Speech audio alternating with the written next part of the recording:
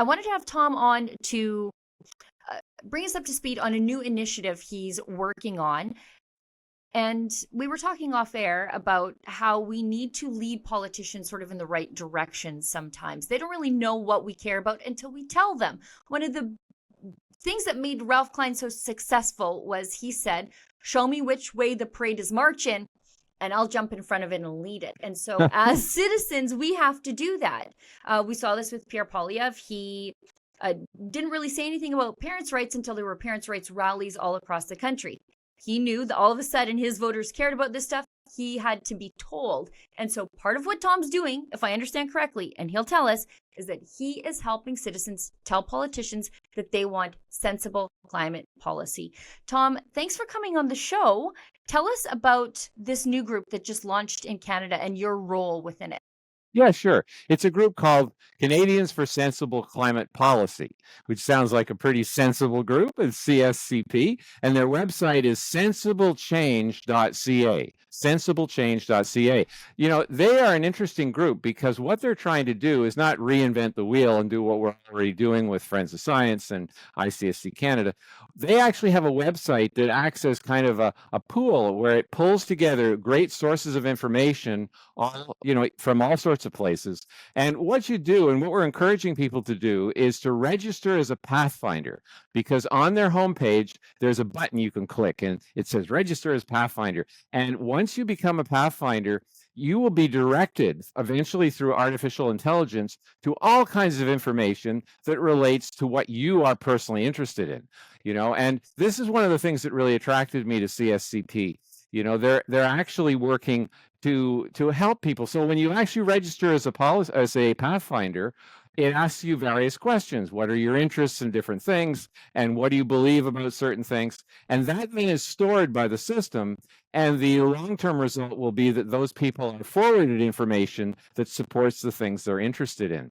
And, you know, they're trying to actually change the information that's available to the public, okay, to give them a fair amount of information that will allow them to actually fight back and understand what's really going on. And I'll just read a couple of their objectives. CSCP's website enables a curious surfer to access directly all the better-known websites that offer realistic evidence about the present state of climate in all regions of the globe. And here's the thing that really attracted me. CSCP, that's Canadians for Sensible Climate Policy, provides training and coaching to those informed Canadians who are willing to speak out on the topic of whether the elimination of fossil fuels will achieve a benign climate in 2100, which of course it won't. And, you know, the statistics they give here is they say the federal government and custodians of our savings and investment wealth are telling Canadians the upfront cost of implementing net zero at 2050 will be between $50,000 and $90,000 per person.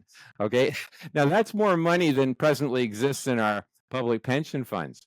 Now, one of the things that really got them interested in me was what I had been doing in Ottawa. And, you know, it was interesting because it turned out that Ottawa, like Calgary, has an insane climate plan. And, you know, basically people didn't know about it. So I made a point through you know, Rebel News, and also through America Out Loud and other Epoch Times, other sources, starting to inform people. But like you said at the beginning, what really matters to the politicians is where the parade is going. And so I worked with a number of Ottawans who were very keen on, you know, actually starting to lead the parade, actually push the parade in a certain direction. And we have some video clips, which I think were the things that got CSCP interested in contracting me to actually work with them on helping educate Pathfinders across Canada, eventually to begin with across Ontario. So the first one here actually is Danielle Mayo. Okay, she's a French-Canadian lady. And she took a question that I worked on with her and she personalized it. And this is really important. You have to own the question. It's not just a matter of reading the script from somebody else's question, okay? It's true that I helped her. I got, you know, the information for her and coached her. But at the same time, she took the question and she changed it to be her question. I'm a mother, I'm a grandmother. So yeah, we'll play it right now. And you can see what I mean when I say a person who takes a question and makes it theirs. The City of Ottawa plans to back up its wind and solar power using a huge amount of batteries. But we all know batteries are made using cobalt, mined by children, 40 to 100,000 children in the Congo. This is destructive. The cobalt is then shipped in China. Again, disrupting human rights. The price tag is very hefty.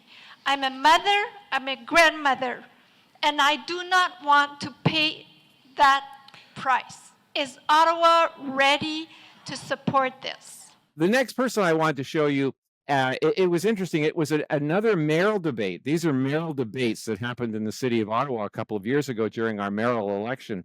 And it's quite curious because she went to the microphone. You can tell she was a former teacher, okay? And it's great to have teachers on staff, not on staff, but on our side, because they actually ask questions that, are very clear and easy to understand.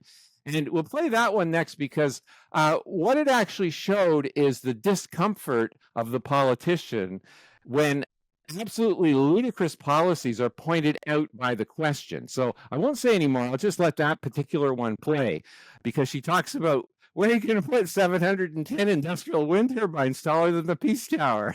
And then watch the answer from the leading candidate for mayor, who was an extreme climate activist. That's Catherine McKenney. And you can see how these questions start to underride her authority or credibility. In Ontario, there must be a distance of over half a kilometer from a wind turbine to a residential dwelling. Where is Ottawa going to put 710 industrial wind turbines taller than the Peace Tower?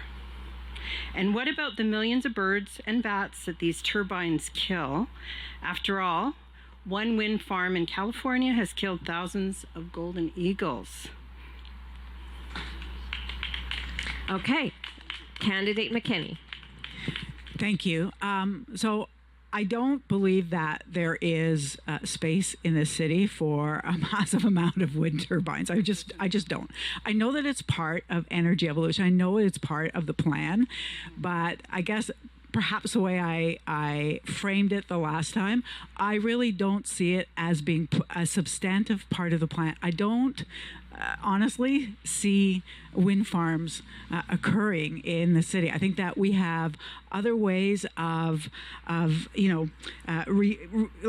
we have other ways of, moving away from, fossil fuels. We have other ways of reducing our greenhouse gases and making sure that we have better energy products without wind. So I just wanted to make that clear. Yeah, thanks. Now you'll notice something really interesting, Sheila. The candidate McKenney actually backed off on wind turbines. Right. She said, "Oh well, it's not really that big a part of the plan, It's not." Do you know why, Tom? Because but it was. These people have never actually thought about what their stupid ideas mean to the people that have to live with them, and that's what that lady did. Is she made Catherine McKenney, who I think part of these debates really did nuke her candidacy for mayor. Yeah. She was a favorite.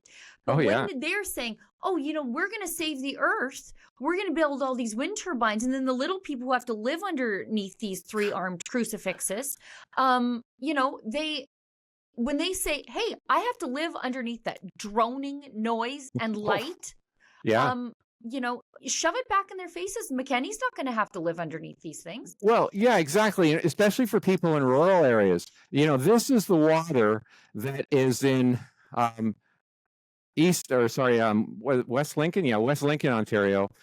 What happened is the water was pristine for generations, but when they drove the piles through into the black shale, which was under the water table, it broke the black shale into the water table, and now you can't drink it. So, there's all kinds of problems with wind turbines, and, people say, oh, it's way out in the country, it's not going to bother anybody. Well, no, actually, some of those aquifers are huge, and you start busting the black shale into the, by the way, it was Chatham. That's right. This is from Chatham, Ontario. But the other thing, of course, is the infrasound. The low frequency sound that penetrates solid walls, goes right through your body, makes people sick, makes people dizzy, heart palpitations, all kinds of things. So yeah, when you start having average citizens start to speak out and say, I'm not so sure about this. So she backed off in that last answer that we were just watching. She backed off. And, you know, the fact is she actually contradicted herself, because wind turbines are a major part of Ottawa's plans. In fact, it's 3 times as much as solar. So you have to sort of ask yourself, she's kind of giggling. She says, oh, haha, you know, I don't really think they're going to play a major role. Well, you say, then why did you pass the climate change master plan and the energy evolution that make it a major role, you know? Yep.